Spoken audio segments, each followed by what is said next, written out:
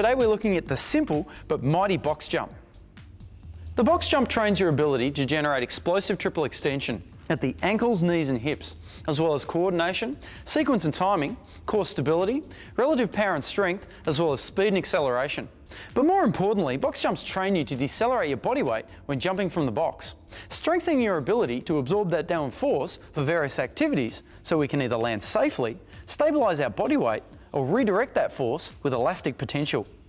Often though, this can be a forgotten quality when it comes to training. Essentially, it's all about balance. For optimal performance, we want balance in strength throughout all phases of movement, eccentrically, isometrically, and concentrically.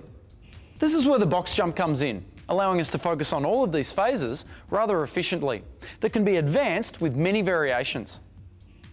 Starting at the beginning, even before approaching the box, you really want to know the bodyweight squat inside and out.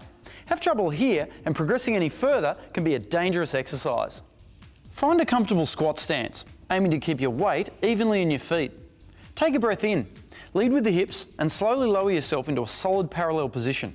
That point where your knee lines up with your hip. Use your arms as a counterbalance, keeping your back straight and neutral. Pause for a second. Make sure your weight sits evenly in your feet, then rise under control.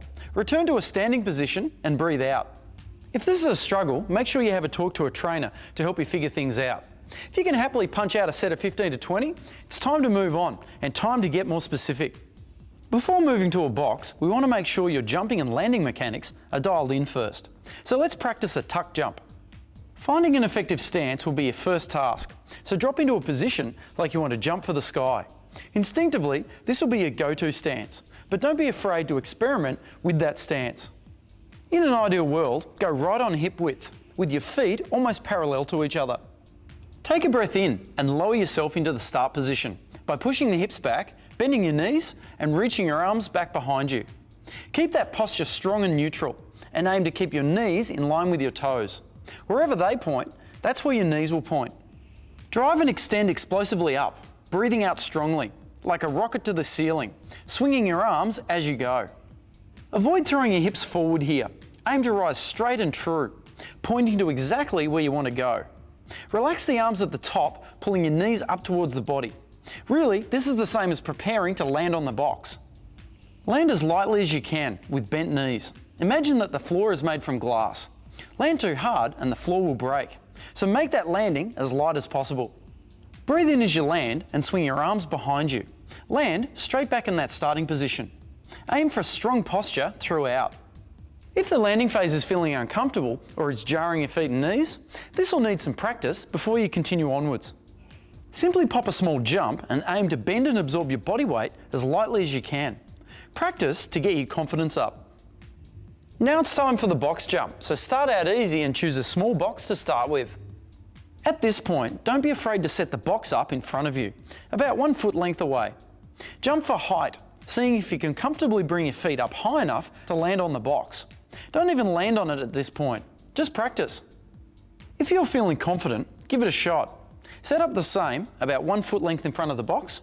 Drop into the start position with a breath in, swing your arms through and jump. Just as a handy tip, the faster you can drop into the start position and jump, the more rebound you'll generate for the jump. Pause too long though, and you'll miss out. As light as a feather, aim to make no sound when you land on the box. Stand up strong and balanced, then step down and reset. If you are confident though, you can drop from the box. This increases the eccentric load and strengthens your ability to decelerate your body weight. Also, like before, land light. Think no sound. Bend those knees and absorb, landing back in that start position. From here you can jump again, straight away with no pause. Gain that rebound effect and jump again with less effort. Aim to minimise the amount of time your feet spend on the ground, like you are jumping onto a hot plate. When you're ready, change to a larger box, but only if you feel confident to do so. Just remember, use your arms when you jump. It actually adds a lot more to your jumping performance than you might think. Also, find a rhythm to your breathing. Never allow your knees to collapse either, so make sure your knees follow your toes at all times. Make sure you land as lightly as you can, make no sound, and posture, posture, posture. Box jumps can be programmed for strength, power and speed, or even metabolic conditioning and power endurance. But always make sure that your technique is A1. If you're at all unsure, hit up a Good Life trainer, because although it may look simple enough, you really want to minimise the risk as much as possible. As always, train hard, train smart and have fun with those workouts.